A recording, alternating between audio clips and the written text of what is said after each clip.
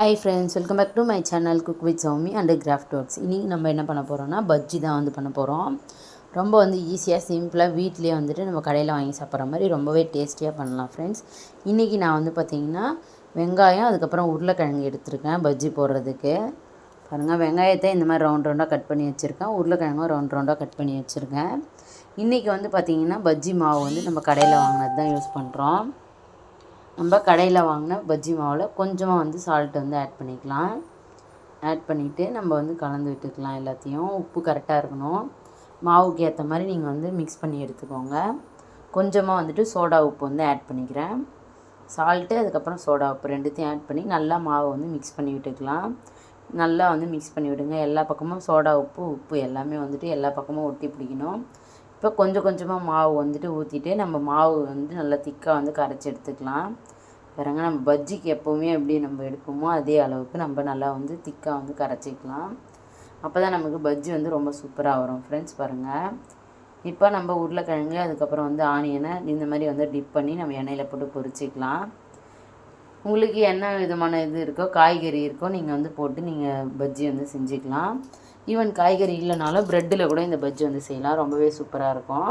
நான் இன்றைக்கி கடையில் விற்கிற போண்டா பஜ்ஜி மாவு தான் வாங்கியிருக்கேன். வீட்டில் இருக்க மாவு இல்லை, இது கடையில் வாங்கின மாவு தான். இப்போ எண்ணெய் காஞ்சிதான் சொல்லிட்டு கொஞ்சமாக விட்டு பார்க்குறேன். ஃபஸ்ட்டு எலும்பி வரல, இப்போ தான் எலும்பி வருது. இப்போ நம்ம பஜ்ஜி ஒன்று ஒன்றா போட்டுக்கலாம். இப்போ மாவில் டிப் பண்ணிட்டு இந்த மாதிரி பஜ்ஜி ஒன்று ஒன்றா போட்டுக்கலாம். இதே மாதிரி நம்ம எல்லா பஜ்ஜும் நான் போட்டுட்டு காமிக்கிறேன் பாருங்கள் உங்களுக்கு. இப்போ பாருங்கள், போட்டாச்சு. திருப்பி விட்டுட்டு உங்களுக்கு காமிக்கிறேன். இப்போ எல்லாமே ஒரு பக்கம் நல்லா வெந்துருச்சு. அடுத்த பக்கம் நான் திருப்பி போட்டிருக்கேன். இப்போ நல்லாவே ரெடி ஆயிடுச்சு நமக்கு பஜ்ஜி. இப்போ இது எல்லாத்தையும் எடுத்துகிட்டு நம்ம அடுத்தடுத்த பேட்ச் சுட்டு எடுத்துக்கலாம். நல்லா ரெண்டு பக்கமும் குக்காகி வரணும் ஃப்ரெண்ட்ஸ். நம்ம கடையில் வாங்குகிற மாவுனா நம்ம உப்பு மட்டும் சேர்த்தா போதும், வேறு எதுவும் சேர்க்க வேண்டியதில்லை. நீங்கள் நார்மல் வீட்டில் இருக்க கடலை மாவில் செய்கிறீங்க அப்படின்னா, இப்போ ஒரு கப்பு கடலை மாவு எடுக்கிறீங்க அப்படின்னா ஒரு 1/4 கப்பு அளவுக்கு பார்த்திங்கன்னா பச்சரிசி மாவு எடுத்துக்கலாம். எடுத்துகிட்டு அதில் மிளகாய்த்தூள் உங்கள் காரத்துக்கு ஏற்ற மாதிரி சேர்த்துட்டு உப்பு அதுக்கப்புறம் இதே மாதிரி நம்ம சோடா உப்பு எல்லாம் சேர்த்து மிக்ஸ் பண்ணி எடுத்துட்டோம்னா நம்ம வீட்டில் இருக்க நார்மல் இதுலேயே பஜ்ஜி மாவு ரெடி ஆகிடும். அதுவுமே ரொம்ப சூப்பராக இருக்கும் ஃப்ரெண்ட்ஸ். ட்ரை பண்ணி பாருங்கள், நல்லாயிருக்கும். நான் எப்போவுமே வீட்டில் ப்ரிப்பேர் பண்ணுற மாவில் தான் பண்ணுவேன். சரி, கடையில் வாங்குகிற மாவு ட்ரை பண்ணலாமே அப்படின்னு சொல்லிட்டு அரிசி இது புதுசாக லான்ச் பண்ணியிருந்தாங்க.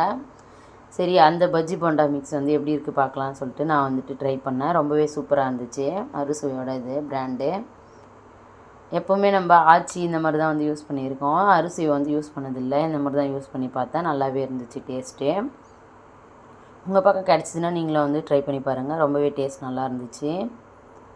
உருளைக்கிழங்கு அதுக்கப்புறம் ஆனியன் நான் வச்சுருந்தேன். எல்லாமே உருளைக்கிழங்கு ஆனியன் தான் நான் ப்ரிப்பேர் பண்ணியிருந்தேன். எல்லாத்தையுமே பஜ்ஜா சுட்டு எடுத்துட்டேன். ரொம்பவே வீட்டில் என்ஜாய் பண்ணி சாப்பிட்டாங்க. ரொம்பவே நல்லா இருந்துச்சுன்னு சொன்னாங்க ஃப்ரெண்ட்ஸ். கண்டிப்பாக இந்த மாதிரி மெத்தடில் ட்ரை பண்ணி பாருங்கள். ரொம்ப ஈஸியாகவும் இருக்கும் உங்களுக்கு. நீங்கள் புதுசாக ட்ரை பண்ணுறீங்கன்னா கடையில் இருக்க மாவு உங்களுக்கு கம்ஃபர்டபுளாகவும் இருக்கும். அளவு தெரியாதவங்களுக்கு நம்ம கடையில் வாங்குகிற மாவு கூட நம்ம யூஸ் பண்ணிக்கலாம். பிக்னர்ஸ் கூட கண்டிப்பாக ட்ரை பண்ணலாம் ஃப்ரெண்ட்ஸ். பாருங்கள், மீதி இருக்கிறதையும் நான் பஜ்ஜி போட்டுட்டேன். எல்லாம் ரெண்டு பக்கமும் நல்லா ஒரு கோல்டன் ப்ரௌன் கலர் ஆனதுக்கப்புறம் நம்ம பஜ்ஜி வெளில எடுத்துக்கலாம். பாருங்கள், உங்கள்கிட்ட வாழைக்காய் இருந்துச்சுன்னா நீங்கள் வாழைக்காய் போட்டுக்கலாம். அது மாதிரி அப்பளம் இருந்துச்சுன்னா அப்பளத்தில் போட்டுக்கலாம். நம்மக்கிட்ட என்ன இருக்கோ அதை வச்சு நம்ம பஜ்ஜி சுட்டுக்கலாம். ரொம்பவே சூப்பராக இருக்கும். எங்கள் வீட்டில் ஆனியன் அதுக்கப்புறம் உருளைக்கிழங்குனா ரொம்ப பிடிக்கும். அதனால் உருளைக்கிழங்குலேயே ஆனியன்லேயே நான் பண்ணியிருந்தேன். உங்களுக்கு வாழைக்காய் பிடிக்கும்னா நீங்கள் வாழைக்காய் பஜ்ஜி கூட போடலாம். ரொம்பவே டேஸ்டியாக இருக்கும். இப்போ பஜ்ஜி எல்லாமே ஓரளவுக்கு ரெடி ஆகிடுச்சு. இன்னும் கொஞ்சம் தான் இருக்குது. பாருங்கள், நல்லாவே சூப்பராக இருக்குது பாருங்கள் பஜ்ஜி பார்க்கவே.